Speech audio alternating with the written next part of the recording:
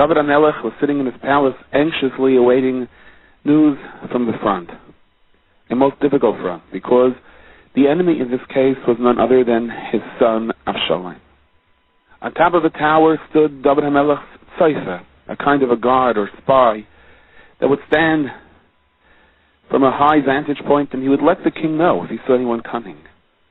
By Yoiner HaTzeifer, the pasuk says, "Ani roya es merutzas harishon ki merutzas Achimatz ben Tzadok."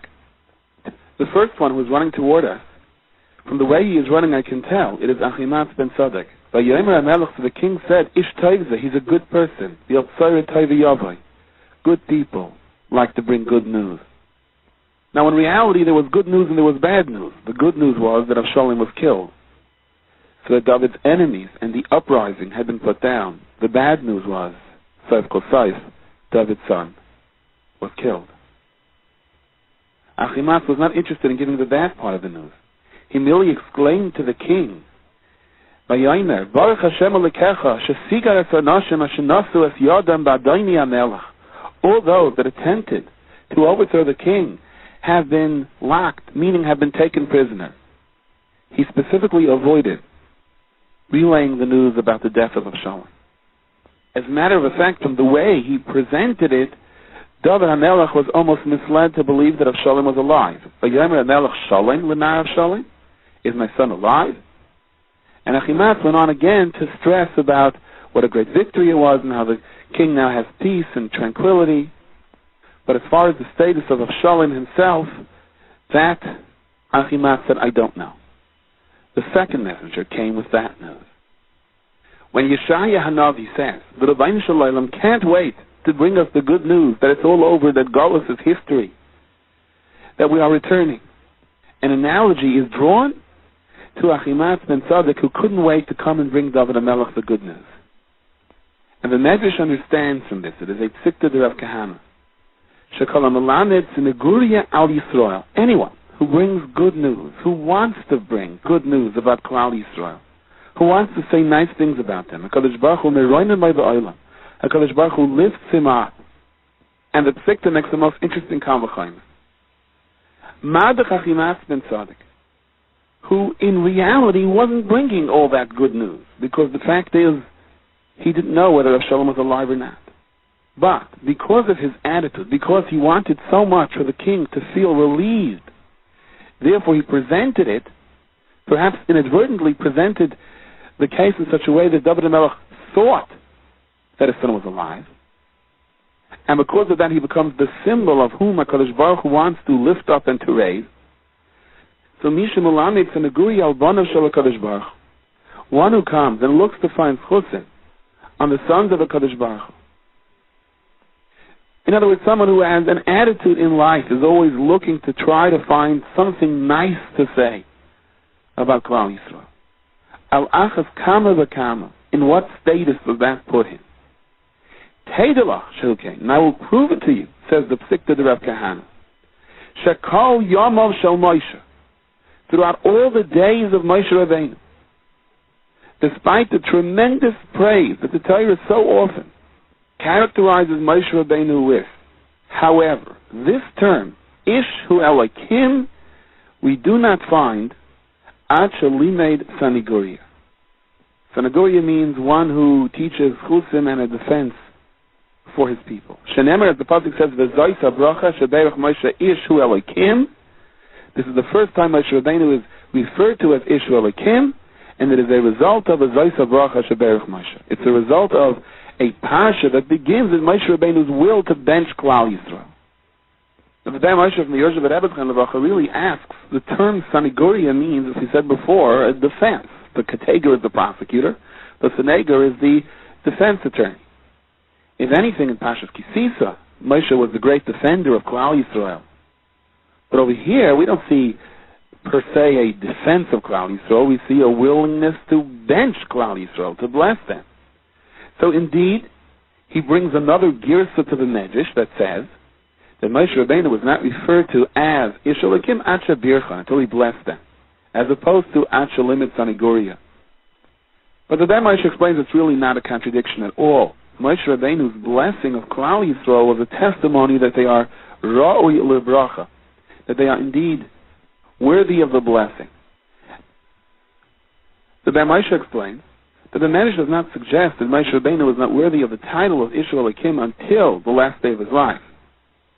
The Medrash merely means to imply that the pasuk never officially states that Moshe Rabbeinu was an Ish Elokim until we come to our parsha over here that begins with Zois habracha shederech Moshe Ish Elokim.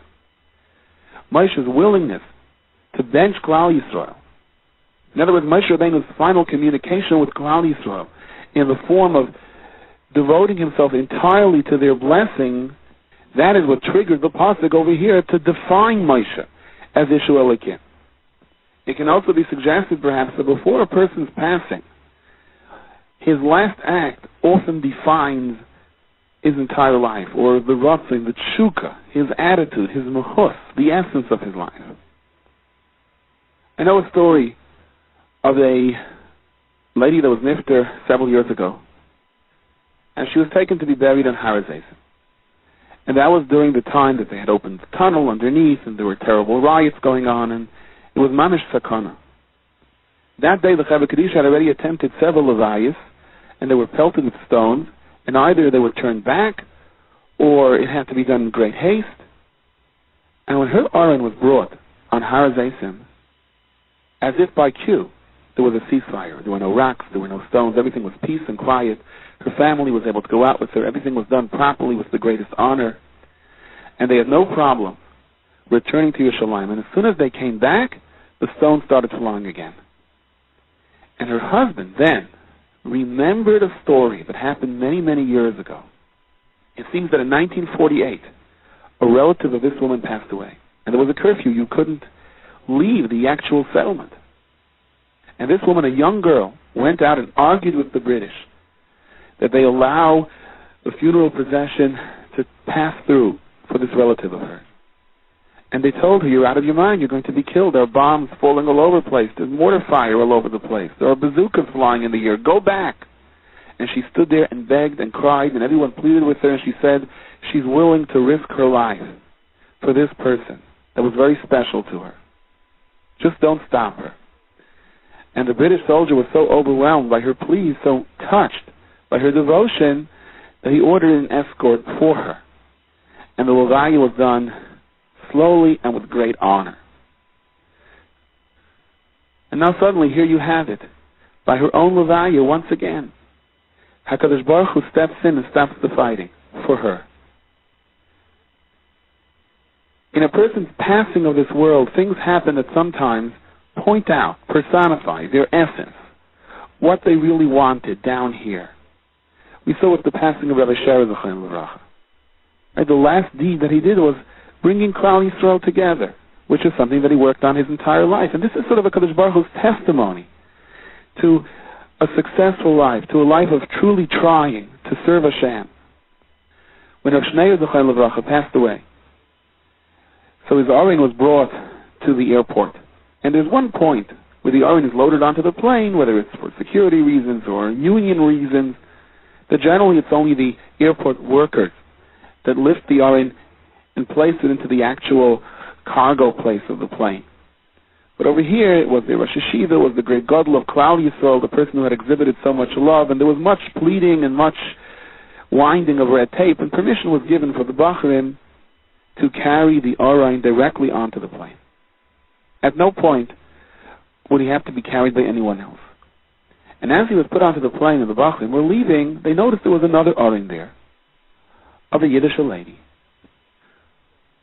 So the Bachrim figured, look, we're here already, we can do an Hashama, a Taiva, why not? And they asked permission, look, we're already standing over here, can we place the other Aron over there as well? And the permission was granted. So later on, someone pointed out that woman must have had a tremendous chus. If she was accorded a certain honor that normally it's not done.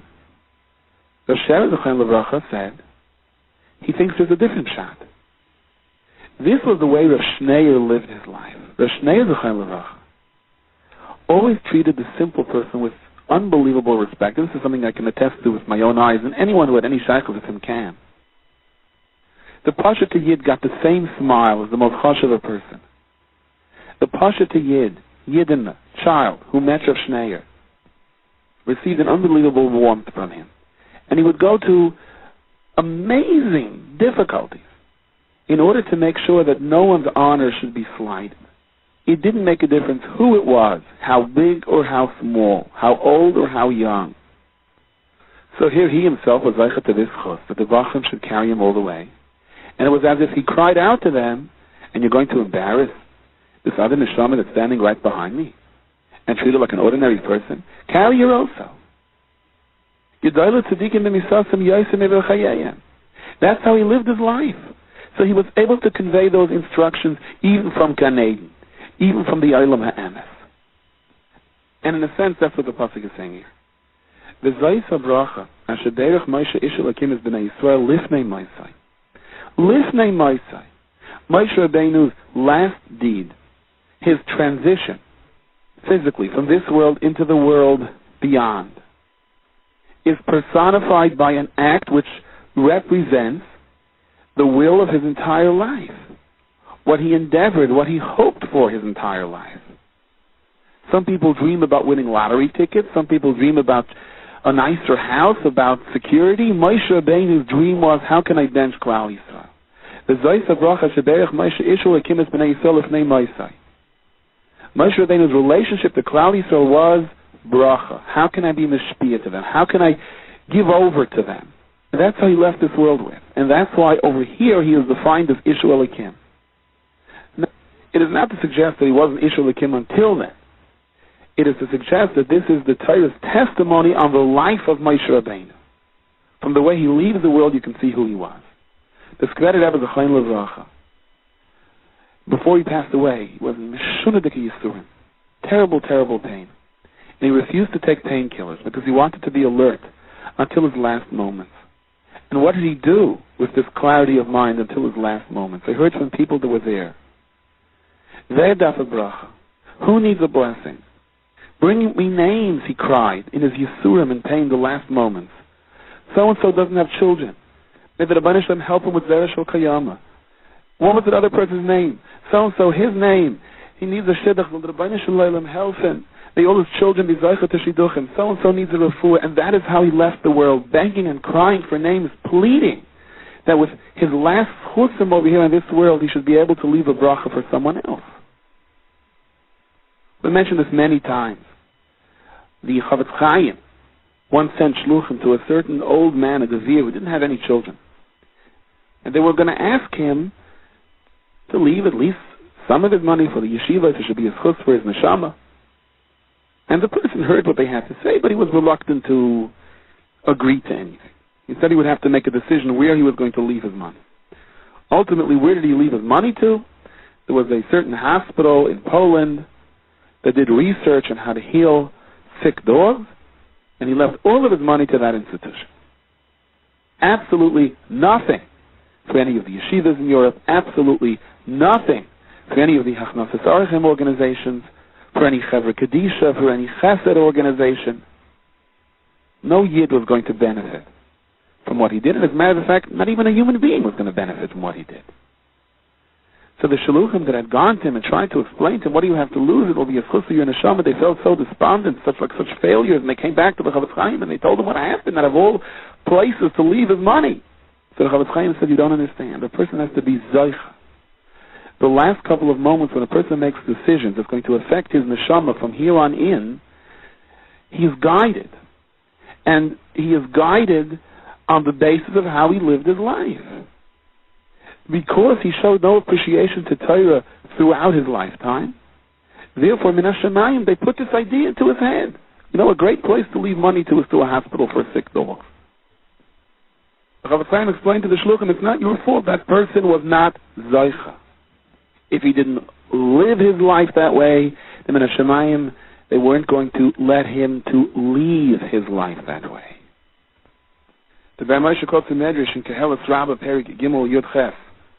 Kalaisa mitzvah samach lemisasai.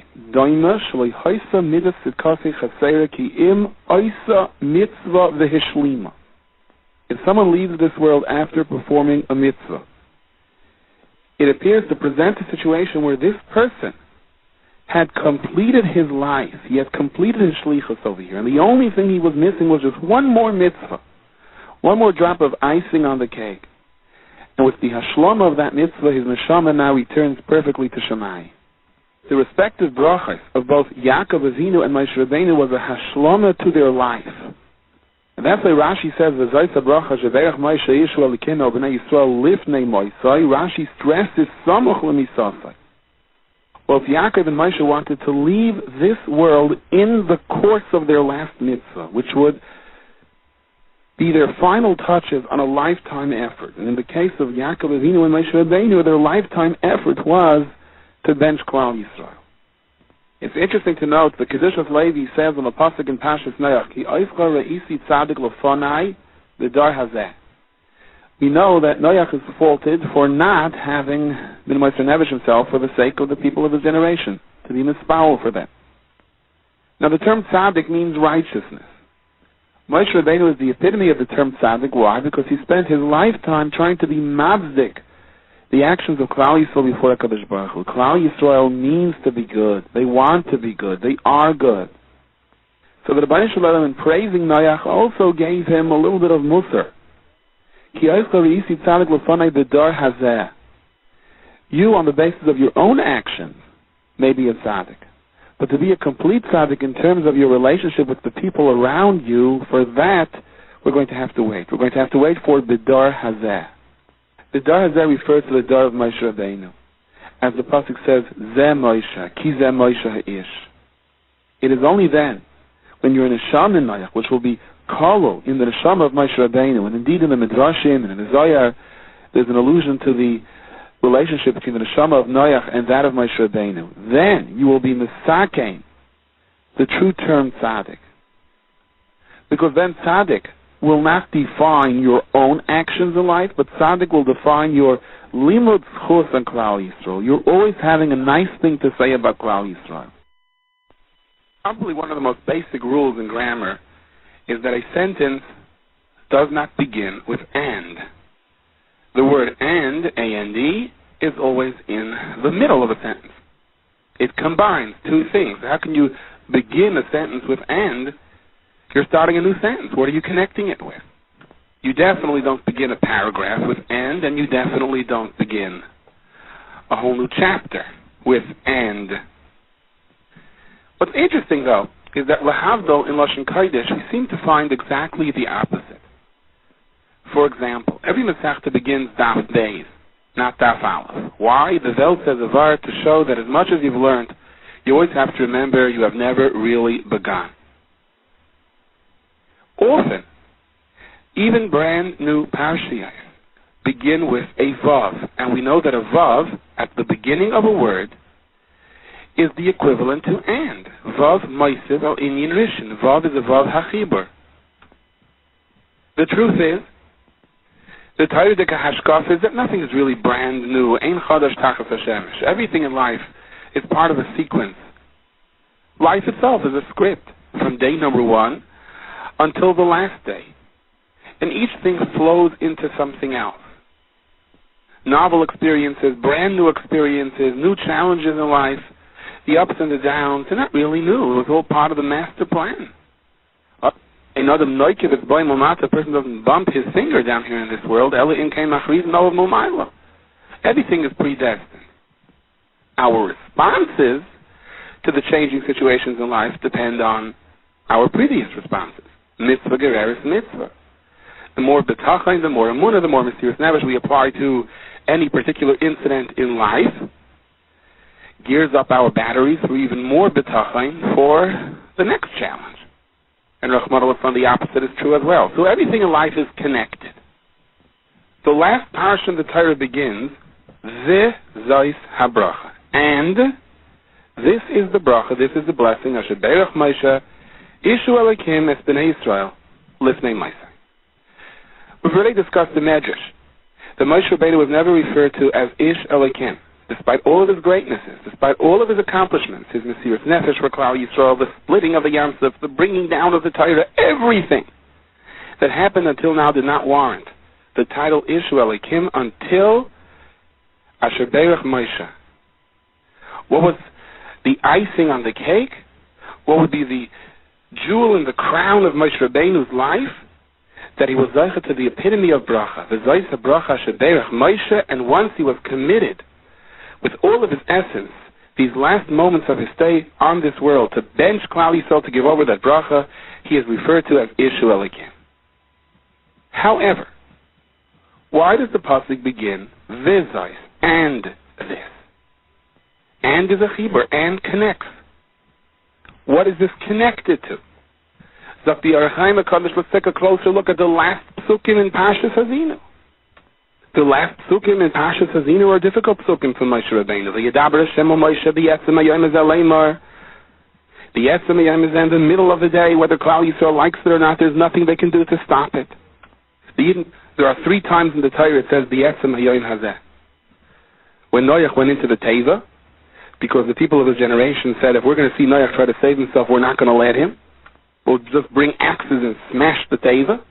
So HaKadosh Baruch Hu said he's going to come in the middle of the day and we'll see if you can stop it. When the Yidden left Mitzrayim, it says, B'yetzem hayom hazeh hoitzi Hashem, because the Mitzrayim also said, as soon as we feel that they're leaving, we'll never allow it. So HaKadosh Baruch Hu said, yes, you can make all the plans in the world, you can bring all of the artillery and weapons, I'm going to take them out of Mitzrayim, smack in the middle of the day. And anyone who can come and stop it, let him try. And now the 3rd time when it comes to the Misa of Moshe Rabbeinu, Klal Yisrael said, what? If we feel Moshe Rabbeinu is going to leave us, the person who took us out of Mitzrayim, who split the Yam for us, who brought down the Mun for us, who made the Slav accessible to us, who gave us the Be'er Shel Miriam, who gave us the Torah, we're not going to allow it. And HaKadosh Baruch Hu said, it's going to happen in the middle of the day, and there's nothing you can do about it. HaKadosh Baruch Hu told Moshe Rabbeinu, go up on the mountain, you will see Eretz Yisrael, but you will not enter Eretz Yisrael, for you will pass away on that mountain, just like Aaron your brother did. Yes, a special kind of passing from this world, called Misas Nashika, but nonetheless, Moshe would not be zeicha to go into Eretz Yisrael. And why? As a punishment. Because of the name Meriva. Klal Yisrael gave you a hard time by the name Meriva. They challenged you, you lost your patience with them. They challenged you to hit the rock instead of talking to the rock. You tried to convince them that opportunity for Kiddush Hashem was not exercised. You didn't follow my instructions. And therefore you're not going to go into Eretz Yisrael. Therefore, Ki Mineget Tiras Haaretz. Only from far are you going to see the land. And you have to do it now. Because no time is left. And you will not arrive over there. At least not now. You will not be zeicha to be from those who will enter Eretz Yisrael. What a sad way to end Moshe Rabbeinu's career of outright Mesiras Nefesh for Klal Yisrael. Sad, but necessary, the Mefarshim explain. Moshe Rabbeinu would remain with Klal Yisrael, sort of remaining with Klal Yisrael in Galus in order to be their chizuk in Galus, in order to prepare the way and make sure no Yid gets lost in Galus. But after all is said and done, L'maisa, Moshe would not go into Eretz Yisrael. And then at the end of Parshas Hazinu, and now we have a new Parsha. And connected to the previous Parsha, and this is the bracha that Moshe Rabbeinu bench Klal Yisrael. And Moshe Rabbeinu is going to give the greatest brachas of all time. The very blessing that is the source of our existence, that is Mamshech the Yeshua Hashchina within us, that is the reason we are still here learning Torah. What's the connection, in fact, the Arachaim HaKadosh? We go from the saddest of sad to the holiest of holy, to the happiest of the term happiness. And the Torah connects it. The Torah says this is the natural sequence of events. One thing has to follow the other. Zakti Arachaim HaKadosh, this is the lesson. Human nature is such, if one person causes another harm, you don't like that person. If one person causes another such harm that that person loses his position, obviously you have even a greater sense of ill feeling toward him. If one person causes another person such harm that the man loses his position, or maybe even Chas v'Shalom loses his whole life, obviously there can't be a greater sense of anger or animosity that the victim is going to feel for the aggressor, whether he intended to do so or not. And if the victim, by nature of his relationship to the person who caused his downfall, spent his entire life helping that person, exercised ultimate Mesiras Nefesh to keep that person alive, and at the end the thank you that he got was being dragged into a situation where he lost everything, the sense of foreboding, the sense of stay away from me, I don't want to have anything to do with you, would be overwhelming, it would be enormous. Okay, so you have a tzaddik. A tzaddik is a savlin. A tzaddik can rise to the madrega where one person could cause all of this difficulty for him and he still does not hate him. But does he love him? Is there a kurvas halev? Is there true closeness of hearts? One would think it would be virtually impossible. Put together the end of Parshas Azinu and the beginning of the Zayis HaBracha. This is the Parsha of Bracha. What Yaakov Avinu did for his children, Moshe Rabbeinu did for Klal Yisrael. He completely emptied out his whole heart, his very essence, into Klal Yisrael these last couple of moments. And when did he do this? Right after he was informed, you have lost everything and you will not go into Eretz Yisrael because Klal Yisrael dragged you into the Chet Mei Merizah. His response to that was, now I will bench them. Now I will exhibit the greatest love toward them. Now I will show that I harbor no ill feelings. Now sometimes time heals wounds. One person hurts another person. That person suffers during his time of suffering. Of course there is anger. There is frustration. But time goes by, his suffering is over. He comes to terms with reality. And there can even be reconciliation. But the Torah Kedusha tells us more over here, says the Orach Chaim HaKadosh. The Zayis HaBracha and the normal sequence of hatred that normally fills the void, that normally takes effect when one person destroys another. That didn't take place over here. The and Zayis HaBracha. Just the opposite. Moshe will show his greatest love right now to Klal Yisrael after he was informed that he wasn't going into Eretz Yisrael. And Asher Beirach Moshe Ishu Elokim Es Bnei Yisrael, and the pasuk emphasizes Lifnei Moshe. And this wasn't shot as well. So much time elapsed since the troubles that he was willing to forgive and forget. It was Lifnei Moshe. It was right now. Now he was going to feel the frustration of not going into Eretz Yisrael during the time of pain. This is when he was going to bench Klal Yisrael with the ultimate bracha. And that's why it is dafka over here in this pasuk that Moshe Rabbeinu is referred to as Ishu Elokim. Beyond any shaychus to human beings, to natural human behavior, or even supernatural human behavior. I heard a Maisa that somebody once gave the Chazonish a ride under difficult circumstances. And the Chazonish took him by his hands and he gave him a long, long bracha. And it gave him a bracha for Arichas Yom, and this Yitzhak lived till his middle 90s. What does that mean? I once heard from an Adam Gadol who repeated this story. If you didn't give the Chazonish a ride, he wouldn't give you the bracha? And the answer is no. If someone does me a favor, I have a sense of appreciation, a sense of a curse. I tell you, I want to do him a favor back. If you do a favor to a tzaddik, the tzaddik wants to impart his blessing, his bracha. He uses that sense of simcha, that extra sense of kedusha that he feels, and he totally imparts it upon the person that should manifest itself in the greatest of blessings. He told me that when the Chavetz Chaim was very old, there was a minyan in the morning in Radin, and they allowed a select few in just for the minyan. That was the only time you were able to see the Chavetz Chaim. And the Chavetz Chaim's gartel fell down. The Chavetz Chaim wore a gartel the last years of his life. And this young bacher ran over, and he picked up the gartel and he wrapped it around the Chavetz Chaim. And the Chavetz Chaim gave him a warm glet, a nice little smile, touched him on his cheeks, and he said, you should have a long life, a good, safe life. This year told me that he went through one of the most difficult concentration camps. Afterwards, he was subject to one of the most horrendous, horrific death marches. His feet were sick. He had the courage to survive where so many others didn't. And he kept telling people, I know I'm going to survive. And they said to him, how do you know? And he said, because the Chofetz Chaim told me I'm going to live long. I did him the favor. I put the gartel around him. These are examples of the Kiddush of Tzaddikim. How in turn a little bit of joy, a little bit of simcha, in the most trivial way, that you are zeicha to do for a tzaddik, the tzaddik turns around and says, now let me take advantage of this and bless him from my full heart.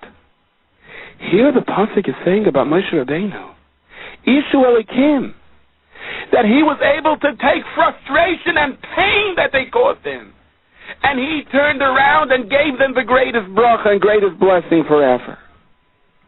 That is the chiddush of the Orach Chaim HaKadosh of the Zeis HaBracha. It's not a brand new parsha, not in Moshe Rabbeinu's life.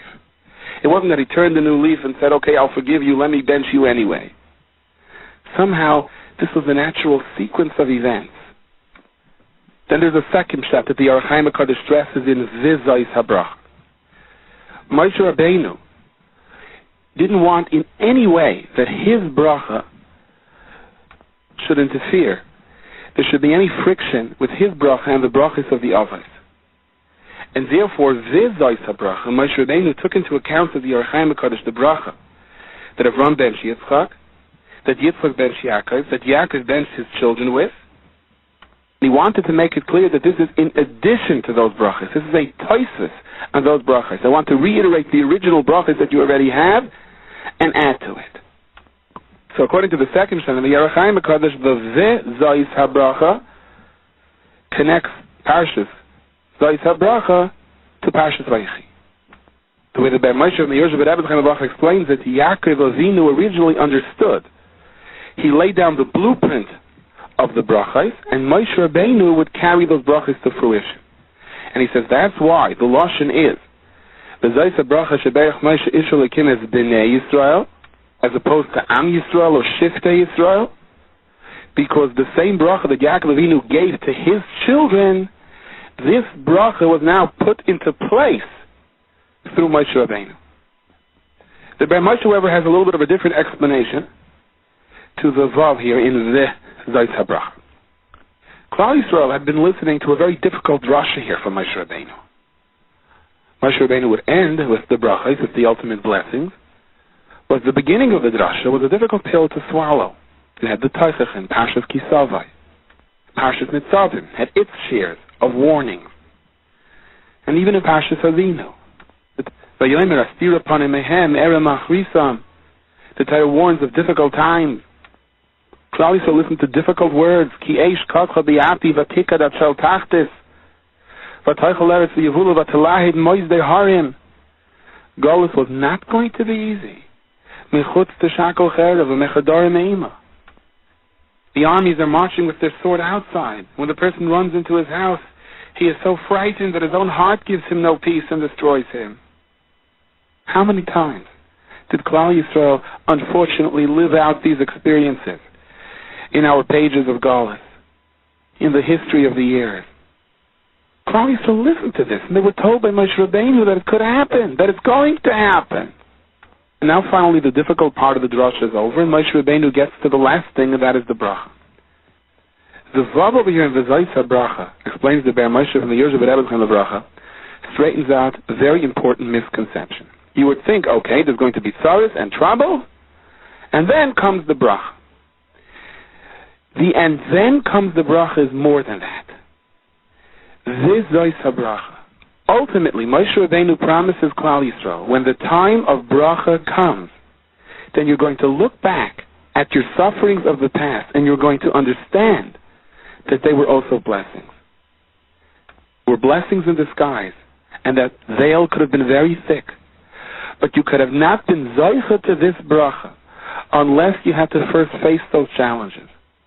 During the time of Nisayan, let no one fool you. It is going to be difficult. It is going to be frightening. But ultimately, every yid comes to a point of bracha. Not only to a point of bracha where you can say, okay, let me forget the past and now begins the bracha, but this Zeis HaBracha.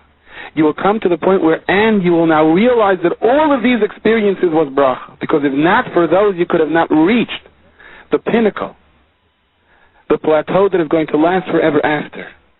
And perhaps that is why there's a connection between Simchas Torah and the V'zayis habracha that we read multiple times, to emphasize that ultimately the time will come when we will understand that each of these stepping stones that were so difficult are actually the very formula that is going to create the real Simcha.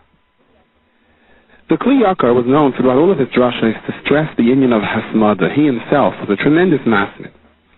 And once he expounded on the Gemara Chagiga that says you cannot compare someone who chazers something only 100 times as opposed to someone who chazers over his learning 101 times. After the drasha, someone came over and said, in all due respect, Rabbi, I don't understand. Between 100 and 101, what's the difference? And why did the Gemara pick these numbers, 101 times of chazar as opposed to 100 times? So the Kli Yakar had an answer for him right there and then. He said, how do you say remember in Lashon Kodesh? Zachar. Figure out the gematria of the word Zachar, it's 227. Zayin is 7, Chaf is 20, Resh is 200. Now how do you say forget in Lashon HaKodesh? Shechayach. Shechayach is 328. Shin is 300, Chaf is 20, Ches is 8. So 328 minus 227 is 101. So what is the difference between remembering and forgetting? The difference is whether or not you chazered 101 times. And that's where the Gemara in the Masechtas Chagiga says you cannot compare someone who only chazered it 100 times to someone who chazered it 101 times.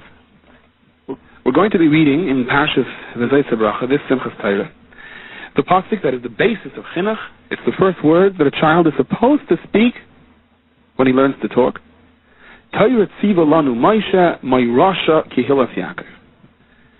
The Chidah says in the Sefer Dvash Lefi that the word tziva is gematria 101. Tzadik is 90, Vav is 6, Hey is 5. Torah tziva lanu Moshe. Moshe commanded us to chazer the Torah until we know it, meaning we have to chazer whatever we learn 101 times. The Baal Shem Tov said, the 1 in 101 refers to the Echad, meaning Ein Adaima, you cannot compare someone who simply chazers something 100 times to someone who chazers something 100 times and he's thinking about for the Bnei Shalom. He's learning Torah because the Bnei Shalom told him to learn Torah. He is learning Torah because Limud HaTorah is the closest way a Yid comes to the Bnei Shalom, as opposed to someone who is learning because he wants to have a good name. Or, worse than that, someone who is learning because he wants to say that he knows more than the next person. Others explain that the 101 in 100 means to say that even after he has it 100 times, he's not finished and he wants to go further. That shows that he's learning L'Shem Shemayim. If you're learning for a degree, let's say, and you feel you have to review it X amount of times in order to get a good mark on a test and get your diploma, so at the point that you've finished reviewing it, that amount of time, you say you don't want to see this anymore. You've reached your goal. So the doctor says he has to read a certain book in order to pass a test, or an accountant says he has to read a certain book in order to get his CPA, and he feels that he has to read this 100 times in order to be able to get a decent mark on his test. So he's counting down. 98 more times to go. Oy vey. Every time he finishes, he looks forward to the fact that he has now one less to go. It's sort of the point of diminishing returns. Someone has a pile of old furniture in front of his house and he has to get it away, or else he can't leave. So with every piece of furniture that he moves away, he says, one less. I can't wait till it's no longer here. But if I told you, you just won a raffle, you can walk into Tiffany's and you can take 100 items and it's yours. So he doesn't say, I already took 66. Shoo. Only 44 left to go. Adrabah, just the opposite. Each one entices him more. Each one gets him more excited. And when it gets to number 100, he's very sad that it's over, that he has to leave now. Learning 100 times means someone decided, okay, I have to chazer this 100 times. If he stops after 100, that's a way of saying that for whatever motive he had, he learned it 100 times, and he's happy that it's over with, that he's finished. On the other hand, learning it 101 times shows even after he chazered it 100 times, he says, but it can't be over. Can't be, I'm not going to go back to this. This joy cannot be in the past. I want it to be current. Let me do it one more time. So it's not just one person learned it 100 times and the other person learned it 101 times. One person schlepped broken furniture away from his door, 100 pieces. And the other person went and gathered 100 diamonds. We've mentioned many times. The father in the habracha told me that Chaim Volozhiner once said that if a certain Talmud is going to chazer over this sugya 17 times, he'll take him for a personal chavrusa. So the next day, one Talmud came and said, Rebbe, I did it. And Chaim Volozhiner asked him, how many times did you learn it? He said, 17 times. He said, I'm not taking you. But the Rebbe promised. He said, look, if you would have learned it 18 times or 19 times, that is a simon that you learned it the first 17 times with the right idea. But if you stopped after 17 and said, shoo, I'm finished, that's not what I meant when I said 17 times. That's not the kind of limit that I was referring to. Thus, the Gemara tells us in the schacter sukkah, we mentioned earlier, Kotna Yedeya L'daber Aviv Malam B'Torah. And Mahi, what are the first words that the father teaches him? Amar Rafanuna Torah Tziva Lanu Moshe Meirasha Kehilas Yaakov. Torah Tziva Lanu. Tziva is Gematria 101. It's not what he's learning, it's the attitude that he's learning with. That's the Yesod of Chinuch. Now, there is much in the Mefarshim to try to explain why the Lashon is Torah Tziva Lanu Moshe Meirasha Kehilas Yaakov as opposed to Yerusha, which would be the standard term for an inheritance. How do we explain the difference? What is the emphasis over here of Moirasha as opposed to Yerusha? Here's how Rabbi Shua Leib Diskin Zochen Levach explained it. When an inheritance is transferred over to the next generation as a Yerusha is like a blank check. It's a key to the vault. It's yours. You can do whatever you want with it. No restrictions whatsoever. You're not accountable for it. You don't have to report to anyone. It's all yours. Moirasha, says Rabbi Shua Leib, indicates that indeed a certain individual is given control of an estate, but he's more like a trustee or an executor of an estate. In other words, we're giving you control of the money, maybe even more than an executor, maybe technically it's yours, but there are restrictions. It's conditional based on what you're going to do with the money, and somehow you have to report to some entity to confirm you're cooperating with the terms of how this money was transferred to you. The letter mem, when it's not part of the root of the word, when it's not part of the shoyrish of the word, means from. Bayis is house. Mei habayis means from the house. So, for example, take the word loiva, lamed vav hey.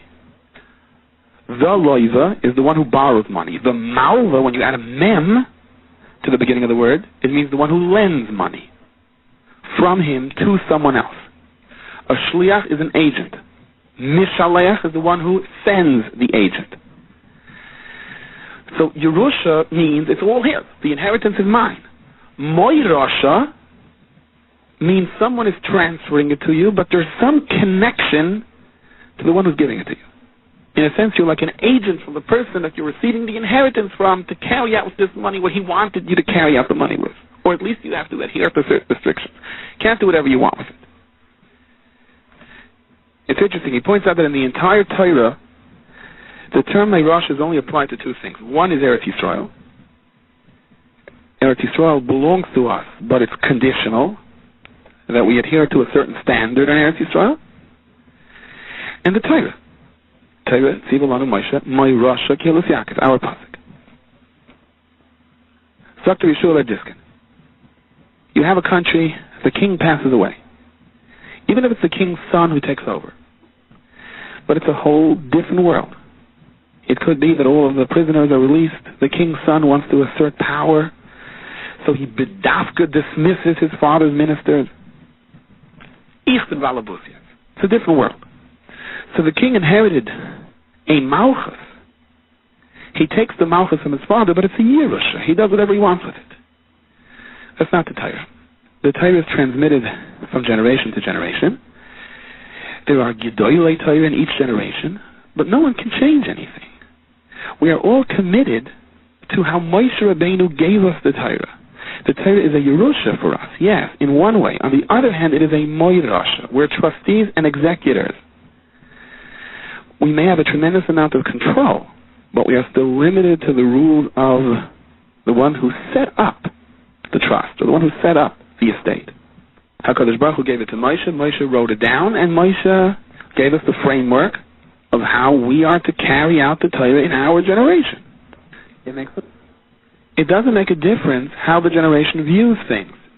Whether it's a 1700 captain of a ship looking through his looking glass, or it's the generation of the Hubble telescope. We see things the same way. The way Moshe Rabbeinu gave us the Torah. And we apply it to our particular set of circumstances. That's why it's Moirosha, not Yerusha. And that's where the pasuk says right afterwards, Vahi B'Shur Melech Nisasev Rosh Yam Yachad Shiftei Yisrael. There are three ways someone becomes a ruler of a country. There's Vahi B'Shur Melech. He's the king. His father was the king. His grandfather was the king. It's automatic. The people don't have any say in the matter whatsoever. Then you have a kind of republic, where officially there is a leader of the country. He was not democratically elected by the people, but he doesn't have ultimate rule. There's a cabinet around him, or a party around him, some type of a congress. He's the head of them, but he's restricted by them. He has to answer to them. Basically, he's the head of the committee. So that is Behisasef Rosh Hayam.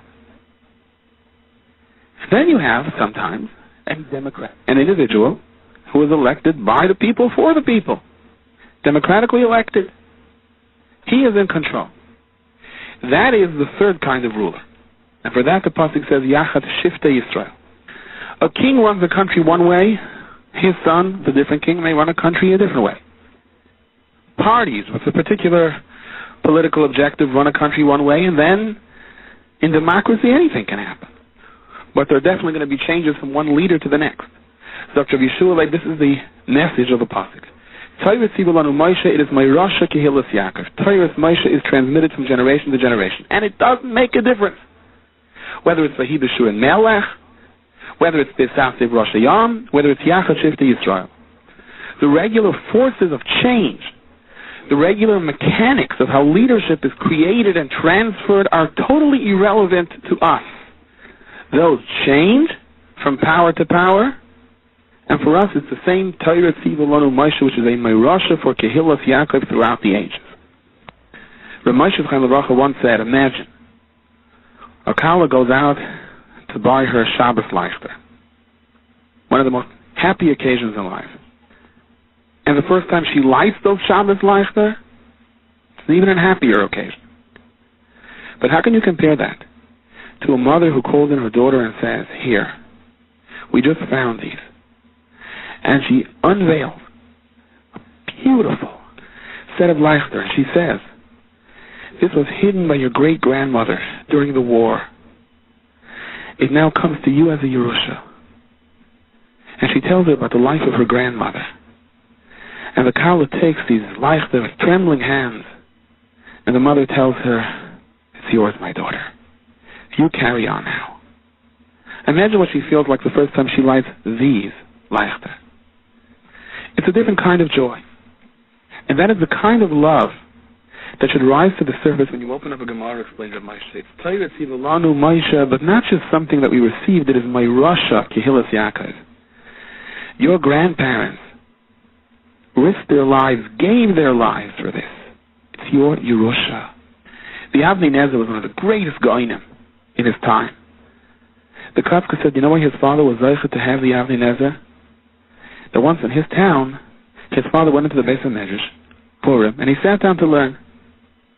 Just opened up a Gemara and really got involved, and he really felt the Simchas HaTorah for a couple of moments. And it just so happened that during those couple of moments, there was no one else learning. And therefore he was zeicher to bring down such a big neshama. Imagine the Simcha in Shemayim, when the Avnei Nezer said a shir, where he learned that piece of Gemara that his father learned, which opened up the Shari Shemayim for his neshama to come down to this world. I think what Rav Moshe is saying is that when you open up a sefer, think about this for a moment. Somewhere along the line, the chances are that your grandfather learned this same piece of Gemara, and who knows under what circumstances. And the malachim that were created then are Yerusha to you. The koiches of bracha, the special sha'orim and shemayim that open up pertain to you because he was your grandfather. The Torah is a Yerusha. Years ago, we had a young couple in our home. And the young Bible, a Balas Tshuva, a Taira person was telling us her story. Her grandmother was a die-hard communist. The proverbial person who thanked God every single day that he's an atheist. A person who wanted to be buried in red. Communism was her religion. Communism was her hope. It would be the salvation of mankind. And naturally, along with her adopting the religion of communism, other religions had to be pushed out the window, including that of her mothers, grandmothers, great-grandmothers, and so on. This Anikel grew up over here, and even though she didn't grow up in a neighborhood with other from people, but like Rabbi Yaakov said, in these kinds of situations, there must have been some Baba someplace that shed the right tear at the right time by Lechzin, maybe by her Shabbos table, maybe hiding in a bunker, who knows. But this Anikel, this little girl, was drawn to other Erlicha people.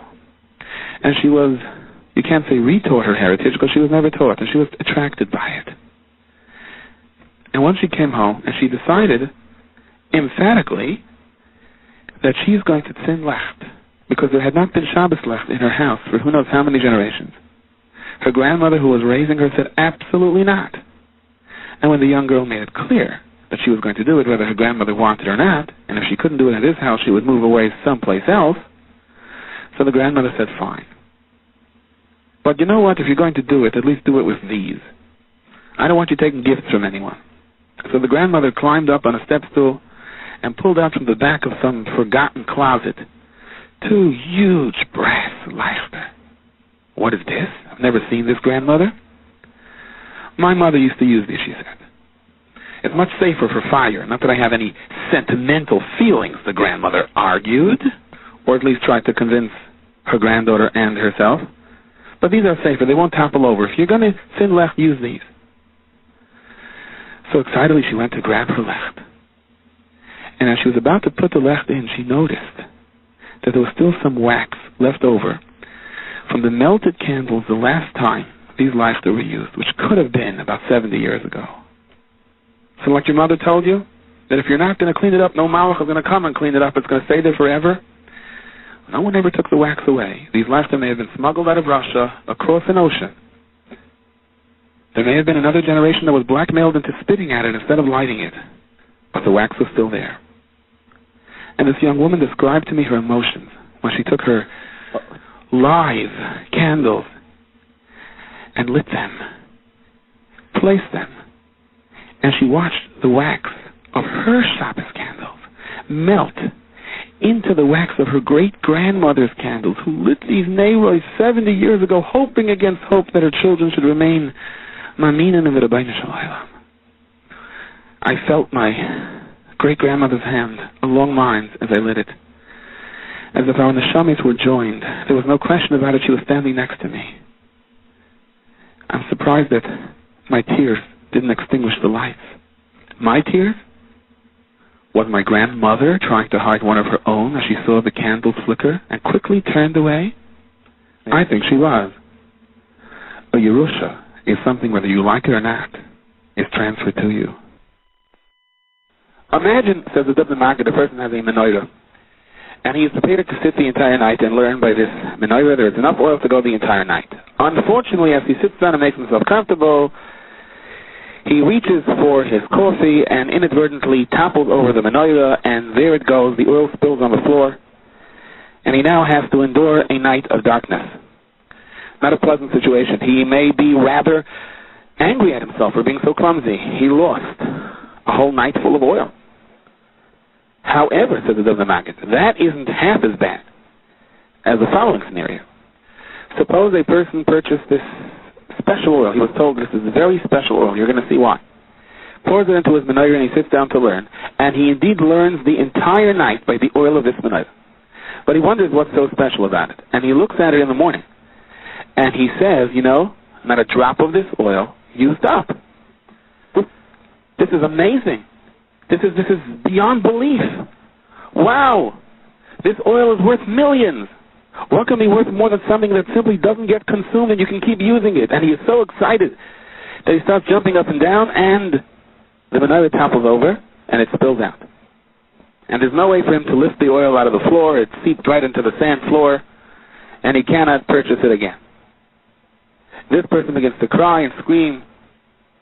A fool who is standing next to him is going to say, I don't understand you. You are much luckier than the first person.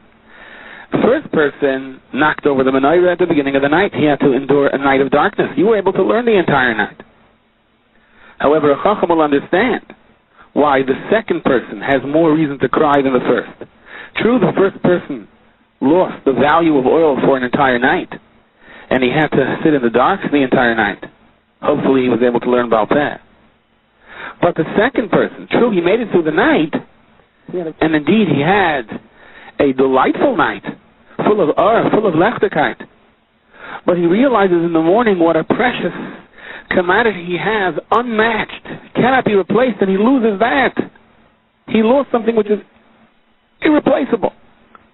The tragedy in the second story is far greater than that of the first person who knocked over the ordinary oil at the beginning of the night. The pasuk says, "U'Moshe b'nei v'esrim shana b'maaseh." Moshe Rabbeinu was 120 years old when he left this world. However, do you want to know what the tragedy was? Do you want to understand the loss? Then you have to realize that leichahasa einai, his eyes were not dim, v'leinas leichai. Neither of his natural forces abated. His skin had the same moisture that he had in his youth. Moshe Rabbeinu showed absolutely no outside sign of aging. So the Maggid, the Torah, wants to emphasize what this meant that Moshe Rabbeinu was taken from Klal Yisrael. It's not that you just lost oil that could be replaced. You lost the kind of oil that if you would have had it, if it wasn't taken from you, it never gets consumed, it never gets used up. Rashi says in the pasuk, "L'chahasa einai," so Rashi, "Af meshames," even after Moshe Rabbeinu passed away, his body did not decay. It remained youthful and fresh as it was till the last day of his life. There have been countless instances throughout the generations of where, for one reason or another, the kever of a tzaddik had to be opened. And people have seen this, that the tzaddik's body was completely whole, even after many years. La'achar hakvura. When the Stefaneshter Rebbe was moved to Eretz Yisrael, his body was completely whole. In Eretz Yisrael there is no aron, and the Chazon Ish ordered, Al Kiddush Hashem, they should make a levaya through Yerushalayim. Let everyone see this b'chosh. The Gra was moved, the Vilna Gaon was moved in the 1950s, his body was completely whole. There was a Yid in Skver who used to always tell over the story. During the war, he was forced from one ghetto to the other, and he wound up in Lezhensk. And the Nazis noticed that Yidden were running over to the oil of the Rebbe Melech, and they were mispal over there. Ah, a place of hope for Jews, anything that represents that they have a future, that gives them chizuk. To the Nazis, that was equivalent to the enemy's most powerful military base. That was priority number one. That had to be destroyed. Throughout the years, the scene of the Rebbe Melech was a place where Yidden came to be mispalel. To this very day it is that Rebbe Melech promised anyone who davens by his Sion will not leave this world without Shuvah. Now, the Nazis were not going to leave this, they thought. They picked up their rifles and ordered that anyone who doesn't engage in destroying this Sion, who doesn't dig up the body, is going to be shot on the spot. Their highs, the Yidden picked up the shovels in their trembling hands, and they dug open the kever of the Rebbe Melech. It was no secret that the Rebbe Melech had passed away about 150 years prior to that. When they opened up the kever to the eyes of all those who opened it, as well as the Rishonim who were standing around, as well as the Nazis, it was clear as clear can be. His body was fresh and whole. Like kahasa einai, v'leinas leichai. The Nazis were so frightened, they quickly ordered the Jews, cover it quickly. And everybody, including the Nazi guards, ran off in all different directions in fright. Rebbe Melech Sion was never touched. It stands there to this very day. This Yid who told over the story, he was one of the people that dug open the kever. He went on to survive the war. And he was nifter on Chof Aleph Adar, which is the yard site of the Rebbe Melech. There is something here really which ought to be clarified. We know that the minhag is when a person is buried, the bottom of the aron is removed. The person ought to be buried into the ground. The quicker the guf decays, the greater the tikkun for the neshama. Preferably, if possible, we try to bury a person even before sundown. In Eretz Yisrael, no aron is used at all for this reason. So if there is such an inyan, that the person li'achanei as mashana should be buried into the ground, and the quicker the guf decays, then the faster the neshama comes to its tikkun and to its ultimate menucha and resting place, and enjoys the light of Olam Haba. So why is this a maila that lechahasa eina is a grashi af mishames? Why is this a maila that so many tzaddikim were found whole even after hundreds of years? The Gemara tells us about Rabbi Elazar ben Shimon that he even tested himself during his life. He had a piece of flesh cut out, and he showed that it didn't decay in the sun. And indeed, after he passed away, he remained in his attic for many, many years, as the Gemara Masechus Bava Metzia explains, and absolutely nothing decayed. Once a worm came out of his ear, and his wife began to worry, what is going to be now? And he came to her in a dream and said, no, it's nothing. It's going to stop at that. It's only because they once heard the bezayin of a Talmid Chacham and I was not meicha. So why is this a maila that the bodies of tzaddikim remain whole? Isn't that an equal? Doesn't that prevent them from attaining their highest place in Olam Haba?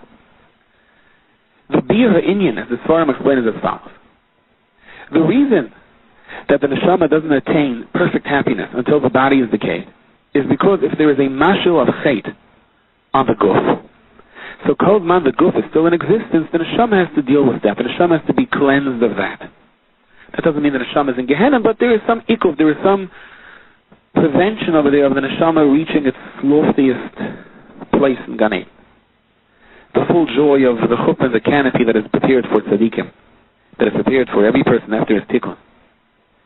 However, a tzaddik whose guf has no mashu of chet, a tzaddik who lived a life and broke his guf, in other words, he broke every temptation, every natural craving of his guf. So the tumah that goes along with the guf is simply not there. The fact that the neshama is still associated with the guf in no way prevents the neshama from feeling the ultimate simcha, pure joy, which of course does not exist on this world. There is no pure joy in this world without any strings attached or some reservations. Even li'achanei as mashana takes time till the neshama is zeicha to that. However, the tzaddik can be zeicha to it right away because the existence of his guf is not a problem. It doesn't represent chait. It doesn't represent taiva. He destroyed that when his guf was alive. When Moshe Rabbeinu passed away, the pasuk says, "Vayifku b'nei Yisrael es Moshe b'Aretz Moav shloshim yom." Rashi points out that by Aaron HaKohen, there is a stronger lashon. Over there it says, "Vayifku kol beis Yisrael." Why?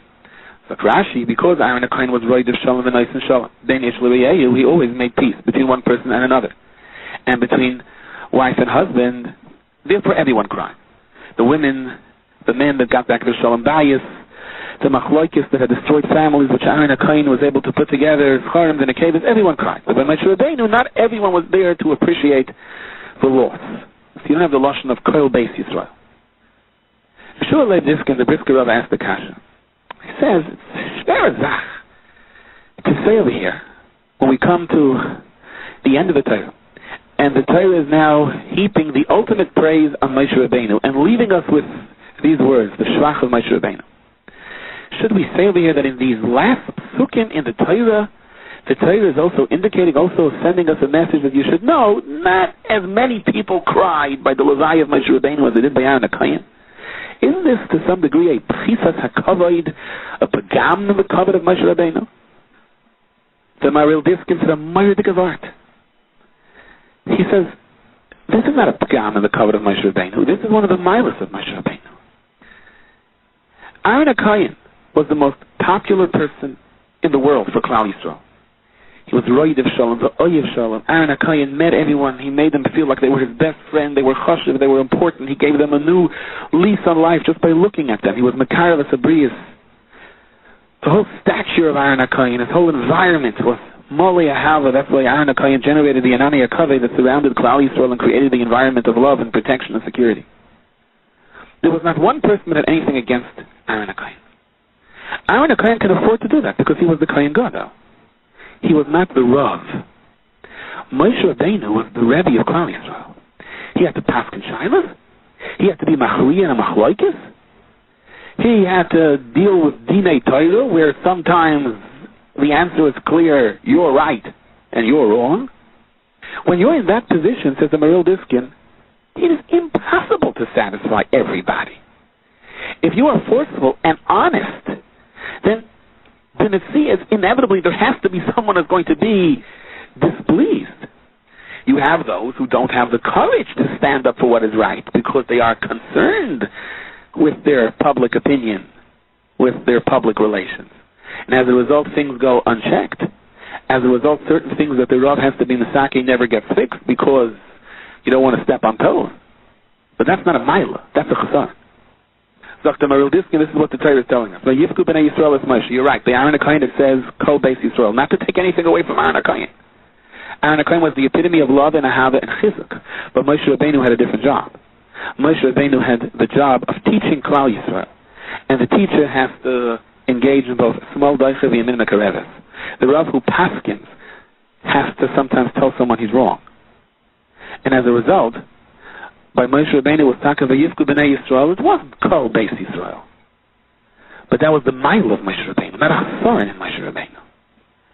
Incidentally, there's a very interesting Eben Ezra. The Eben Ezra says that the reason more people cried by Aaron HaKohen was because Moshe Rabbeinu was still alive. So, as a kavod for Moshe Rabbeinu, more people openly showed avelus that they were mishtatef with the tsar of Moshe Rabbeinu who lost his brother. So on the one hand, there's a tremendous lesson over here. It shows the importance that if someone is b'tzar, that you are mishtatef b'tzar, and you even externally show that person that you also feel his pain. On the other hand, the Archaim HaKadosh vehemently argues on this Eben Ezra. The Archaim HaKadosh says that, according to the Eben Ezra, you're saying that the crying and the hesped, the tsar that Klal Yisrael expressed for Aaron HaKohen wasn't genuine? That it was an external expression, it was a show in order to appease Moshe Rabbeinu? Although that could be admirable in a certain sense when you put it into the right perspective, but despite that, the Archaim HaKadosh says you're still robbing from Klal Yisrael their real feeling of tsar that they had for Aaron HaKohen. And that's the message the Pasuk wants to impress upon us. And therefore he disagrees with this pshat. No. The Kol Beis Yisrael didn't cry any extra because Moshe Rabbeinu was there. Why then did they cry more for Aaron than for Moshe, besides for the Pasuk Pshat? Rashi tells us because Aaron was the Oyev Shalom v'Rayda Shalom. Even the women felt the loss. So the Archaim HaKadosh, first of all, Aaron HaKohen was nifta suddenly. The Yidden weren't expecting it, and that generates the tears more. Moshe Rabbeinu, on the other hand, had warned Klal Yisrael. He said goodbye to everybody. He gave them his final words. He gave them Musar. So they were ready for it. So the crying didn't come that strong. You also have to realize, says the Archaim HaKadosh, that as soon as Aaron HaKohen was nifter, Klal Yisrael lost the Anani HaKavod. They were vulnerable. The Kanani already came to threaten them. They felt the loss of Aaron HaKohen instantly. Even though the Anani HaKavod also departed with the passing of Moshe Rabbeinu, because Moshe Rabbeinu was inspired to bring back the Anani HaKavod, but that only lasted as long as he was alive. But at this point already, Klal Yisrael was excited about entering Eretz Yisrael, and Yeshua was already there. They were appointed Manig, and he had all of the messages and the Torah of Moshe Rabbeinu. He had the instructions of Moshe. So Mamela, there was the excitement of going into Eretz Yisrael. They didn't feel that vulnerable. They were no longer alone in a midbar. And the third thing the Archaim HaKadosh says is that Yeshua was there to take over. And even though Elazar was also there to take over Aaron HaKohen, but apparently Elazar had his own greatness. He was the new Kohen Gadol. But the people saw in that a replacement of the Kohen Gadol. They didn't see in that a replacement of Aaron HaKohen per se. So they've mashed in the Archaim HaKadosh. Not Chas V'Shalom, this is the Begam in the Kedusha of Elazar HaKohen, but he had an independent holiness. They didn't see within him that he was an extension of his father, but he was a new tzaddik. On the other hand, Yeshua always based himself, always viewed himself, not as an independent force, but as an extension of Moshe Rabbeinu. He was the Talmud of Moshe that always schlepped the benches and set up the shir and listened to every word that he said. And he had the instructions and the smicha of Moshe Rabbeinu to go on. So to a certain degree, they didn't feel the loss of Moshe that much because Moshe sort of stayed on through his Talmud. And the Amethyst, to a certain degree, Moshe Rabbeinu never really left us. The Pasuk says, "Like come Navi Oid Bi Yisrael Kim Moshe." What does Bi Yisrael mean? It should say, Dr. Ben Moshe from the years of the Rebbe Zochem habracha. The Zohar Kodesh says the Ispashtusei of Moshe Rabbeinu is in every single generation. In every nefesh of Klal Yisrael, in the Gedolim of Klal Yisrael, there is a spark of Moshe Rabbeinu. Klal Yisrael understood this. And that's the Lashon of Lekam Navi Oid Bi Yisrael. There will never be another Navi that is Bi Yisrael, that remains in the midst of Klal Yisrael other than Moshe Rabbeinu. Lekam Navi Oid. There will never be another Navi whose Nevius is Nitzchias, an eternal Navi. Agav Rav Shamsham Astrapala says, all the other Nevi'im, when they had a Nevuah, they fell. They wrote Tacha, they fell down. Moshe Rabbeinu was the only one that was able to stand. So that's Shat V'Lekam Navi Oid Bi Yisrael. There was no one that was able to stand like Moshe Rabbeinu. The Ber Moshe points out, really it should say, Lekam V'Layukim. There has never arisen, and there will never stand up a Navi like Moshe Rabbeinu. So one shot is the Torah talks B'Lashon Tzara, that's what the pasuk means. But in a deeper sense, he says, the Torah is Nitzchias. The Torah is not read to us as a history book. The Torah is read to us as a message today from HaKadosh Baruch Hu to us. And HaKadosh Baruch Hu is telling every single year until Mashiach comes, when you read this pasuk, no Navi has yet stood up like Moshe Rabbeinu. And that is equivalent to saying it'll never be.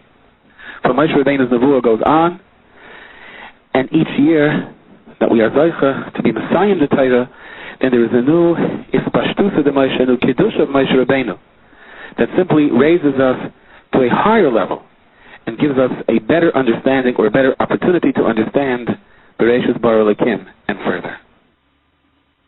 We know that there are different natures of people. There are those who, when they have to take care of something, do it at the first possible moment that it's possible to do. They want it done, they want it off their mind. And then you have those who procrastinate. They'll do it. I'm going to do it, don't worry. I am going to do it.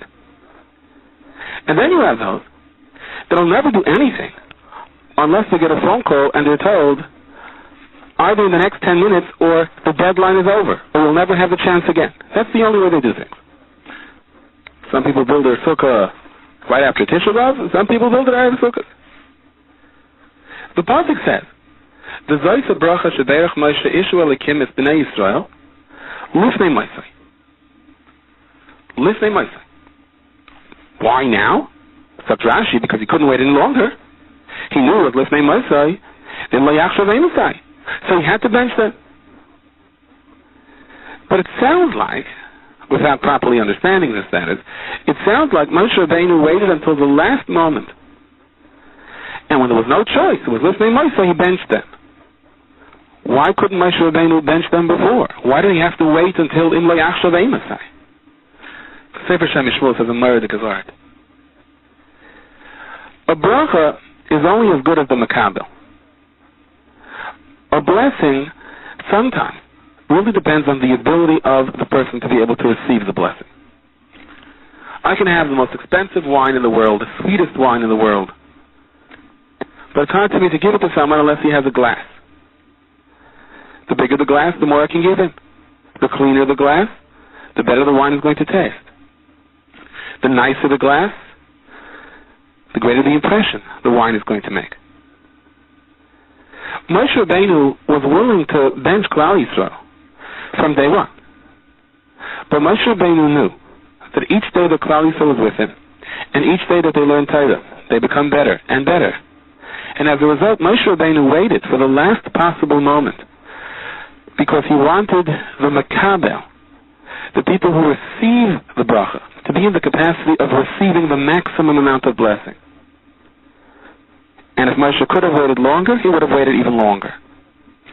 Klal Yisrael, particularly during those last moments, were growing higher and higher in their madrega.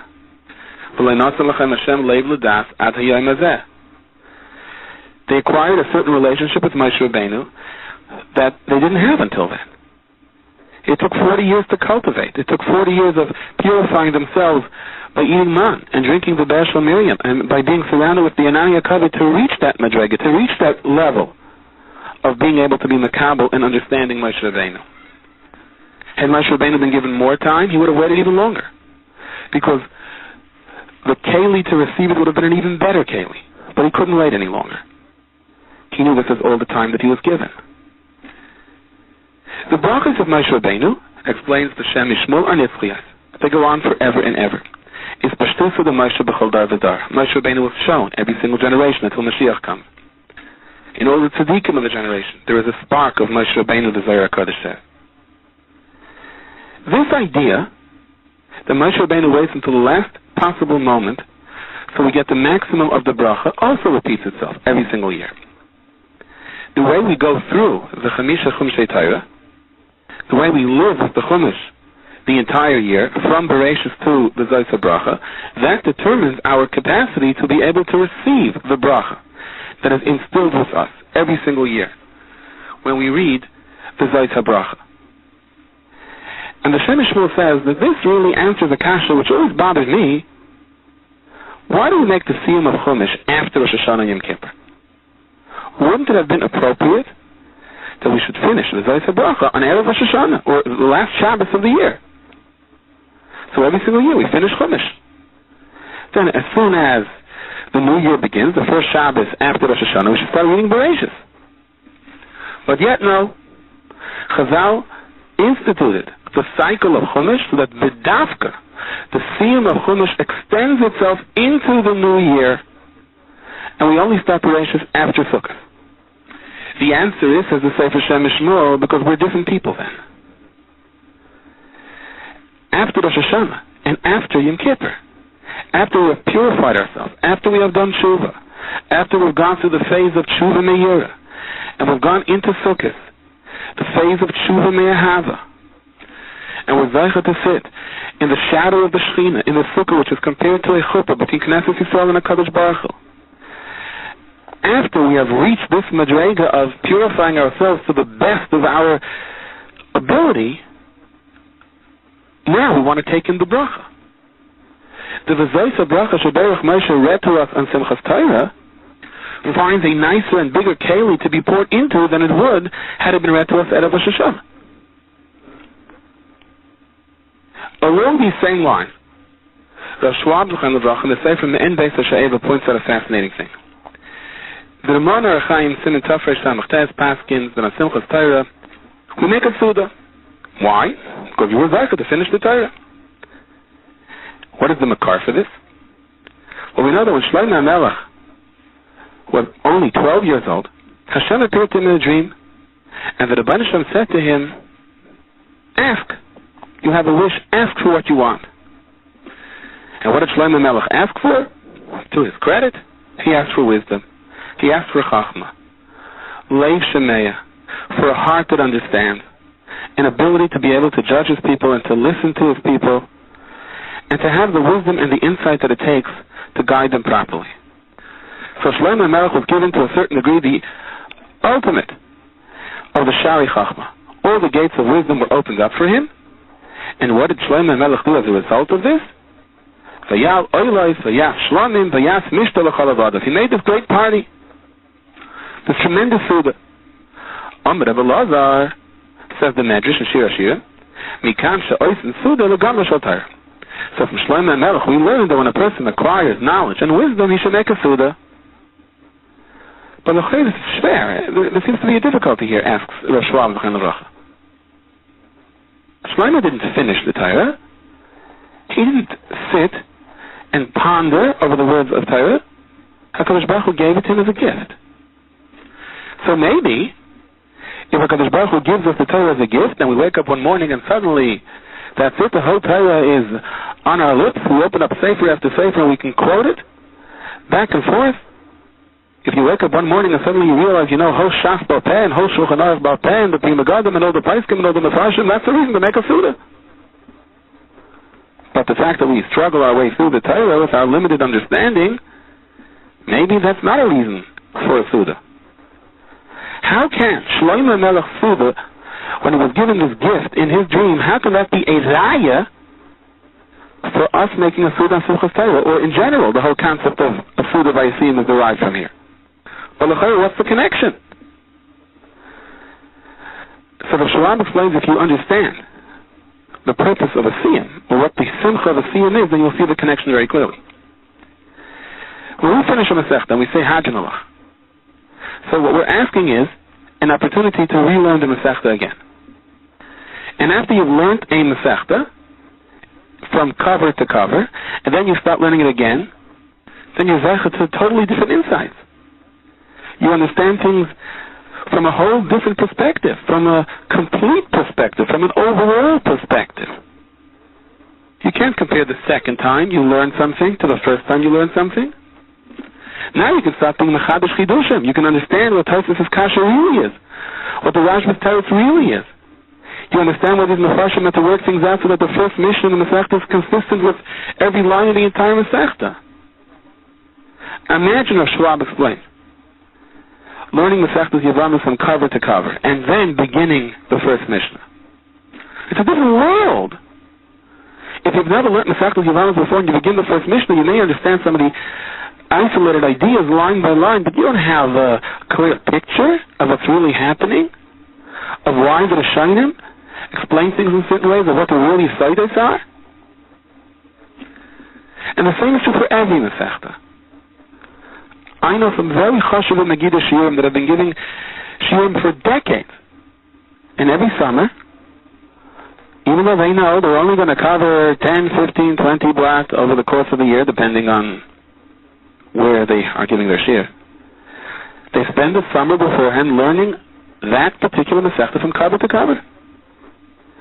It opens up a whole different insight. The way you explain things is different if you're familiar with the whole Masechta. So the point of a siyum is not, shoo, I finished. The point of a siyum is, Baruch Hashem, now I can begin to learn and understand. The Sanzdrov had a son-in-law, Rav Matcha Daiv Stipler. He was an Ish Kaddish Ad Miyad. He was the Stipler's Sandik. Stipler always used to stand up Molek HaMaseh if an Einikol of Rav Matcha Daiv Stipler came in. He said it was his Sandik who gave him the bracha by his bris that the svarim of this baby are going to lighten up the world. Rav Matcha Daiv was a young boy, maybe 9 or 10 years old. He was a yasim from his mother, Rahman al-Islam. And it was 2 days before Sukkot. It was also 2 days before his mother's yahrzeit. And he had a private Malamed that went with him. And he told the Rebbe that he wants to take off 2 days to finish Masechta Sukkah. He wants to make a siyum. So the Rebbe asked him, when are you going to start? He says, he's starting now. So the Rebbe laughed. You want 2 days before Yom Tov off. Okay, take 2 days off. I'm sure you have things to take care of. He didn't think he was serious about learning the entire Masechta in 2 days. But the child came back after 2 days. He said, yes, I'm making a siyum now, Masechta Sukkah. The Rebbe was very angry at him. He said, you're fooling yourself. It's not called learning. A 10-year-old boy can't possibly learn the entire Masechta Sukkah in 2 days. That's called saying kill him. That's not called learning. The little boy, undaunted, challenged his Rebbe and said, test me. So the Rebbe said to him, perhaps even in jest, how many times is the name of Rava mentioned in Masechta Sukkah? The little boy sat down for a couple of moments, thought it over, and he gave the Rebbe a very precise answer. A correct answer. This Malamed refused to learn with this child afterwards. He said, I am not roy to teach him.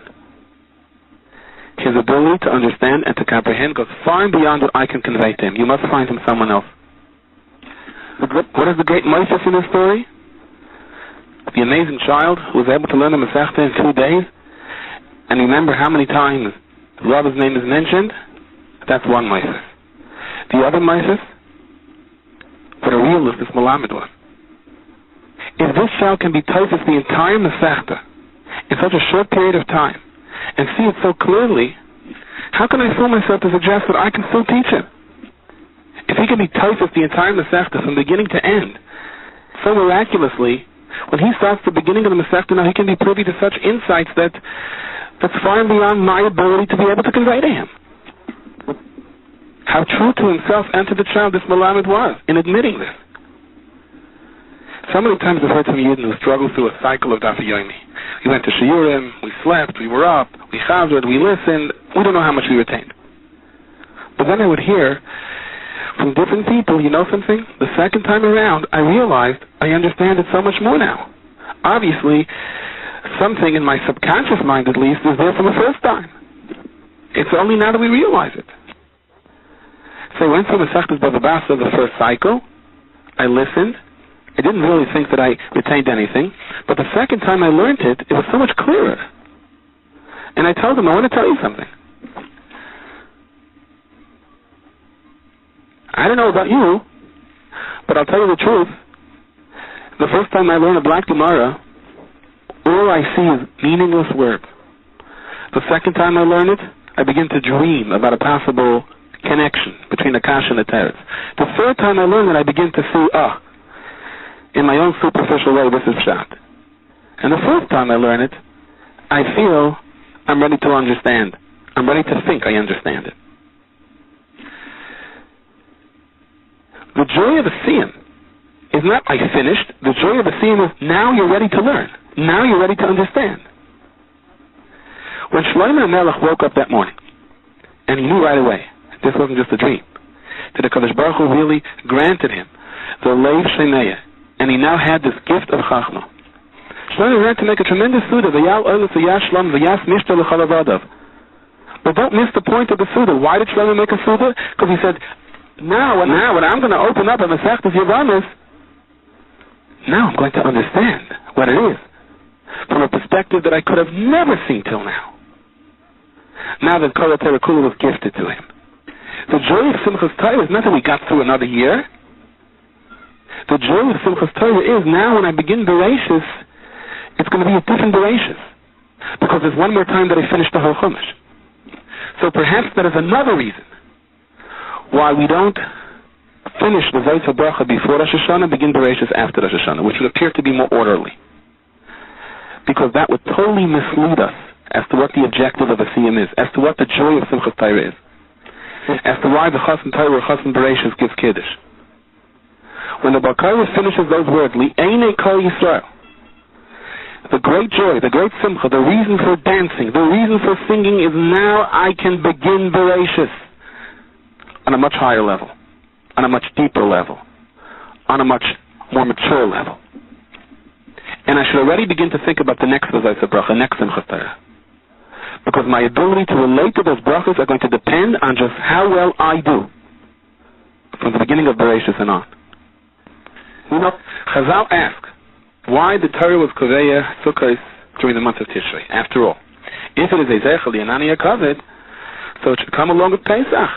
We should have Pesach, and right after Pesach, Sukkos. So we know the many Terutzim. But Rav Pamchon Levracha in the Sefer Torah LaMelech gives us another insight. At the beginning of Sefer Nehemiah, it says, Nehemiah was a Sar HaMashkim for the king of Paras. And then he got terrible news, that the matzah of those who were in Yerushalayim was not good. They were suffering terribly. The walls of Yerushalayim were not standing. The enemies of Klal Yisrael were attacking them.